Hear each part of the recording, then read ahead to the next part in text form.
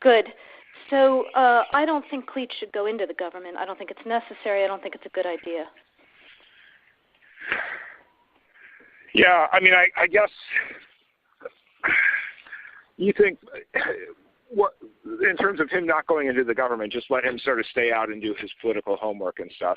This is a conversation between Victoria Nuland, the Assistant Secretary of State for Eurasian and European Affairs, and Jeffrey Pyatt, the U.S. Ambassador to Ukraine. On February 7th, 2014, someone leaked an intercepted phone call between Nuland and Ambassador Pyatt. They were simply caught red-handed deciding which major protest leaders would fill what positions in Ukraine's new government. Vitaly Klitschko, the boxer, UDAR Party, Ukrainian Democratic Alliance for Reform leader, and later member of parliament and mayor of Kiev, was to be kept out of leadership, but in the public spotlight. Ole Tayanyibuk, the Hitler-saluting former member of the Rada, former presidential candidate, and leader of the Svoboda Party, formerly the Social Nationalist Party, if you can believe it. In 2005, as a member of parliament, Tayanyibuk wrote several open letters to President Yushchenko demanding he stop the criminal activity of organized Jewry. One of his party's demands was for Ukrainian citizens to have their ethnicity printed on their passports. He told his group in 2004, "It's time to give Ukraine back to the Ukrainians. You are the ones that the Moscow Jewish mafia ruling Ukraine fears most."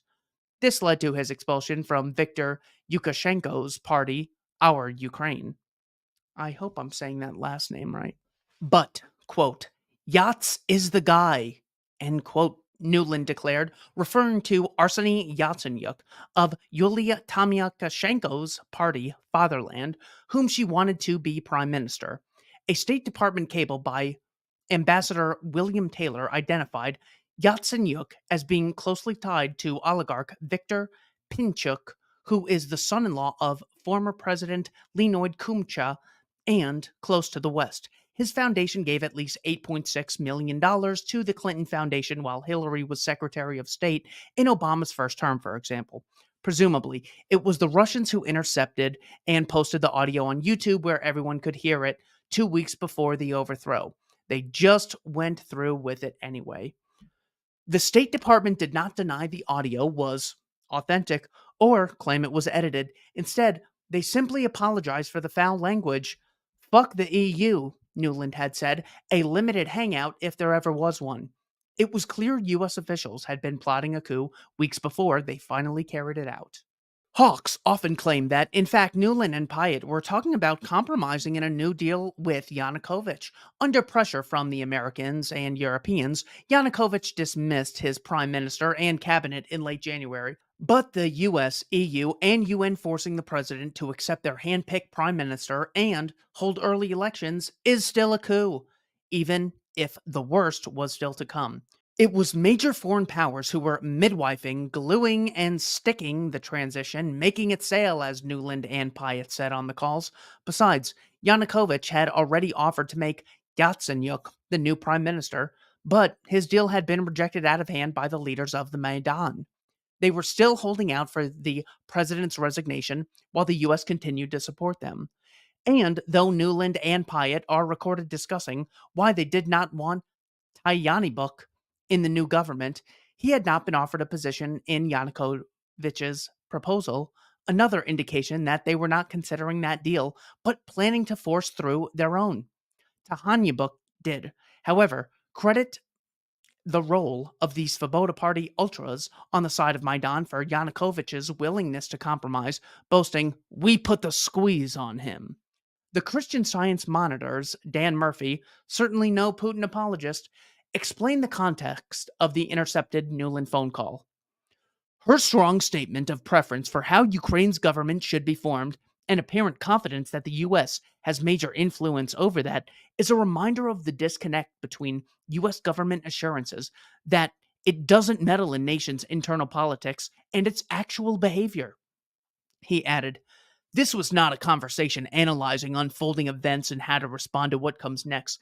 This was about molding a situation according to U.S. interests." Journalist Keith Gesson wrote, What was remarkable about the episode was the utter confidence with which Newland seemed to speak for the United States and its policy. He added, "From the start of his administration, President Barack Obama had tried to lower tensions with Russia and refocus American attention on rising China. He had made clear he wanted no part in the problems of the post-Soviet periphery, but he noted the neocons do whatever they want. Yet, in the middle of the uprising in Kiev, there was Newland encouraging protesters and insulting European allies. And after the call leaked, it was Newland, as much as Obama, who came to personify American policy for everyday Russians." That was written in 2018. But at the time, the Times went along with the rest of the major media in crafting a meaningless narrative to explain away the important truth that had been revealed.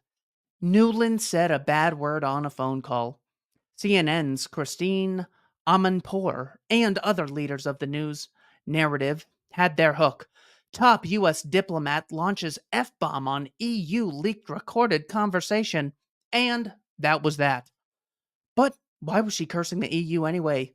Aren't they our friends? Was not the whole point to force Ukraine into an association agreement with them? Newland's complaint was that the Germans were moving too slowly and seeking compromise. She decided to get Robert Seri, a former Dutch ambassador to Kiev, who was Secretary General Ban Ki-moon's new representative at the UN, and the men in the Vice President Biden's office to glue the deal instead. Newland told Pyatt she'd just heard from Biden then, and later National Security Advisor Jake Sullivan, that the vice president was willing and said she would arrange a conference call between him and the new pending regime so that Biden could give an attaboy and get the details to stick. The Post confirmed Biden and Yanukovych had spoken several times in January and February 2014 as well. But once Yanukovych was forced to accept the deal in negotiations with the UN and EU overseen by the United States, he was quickly deposed by local actors.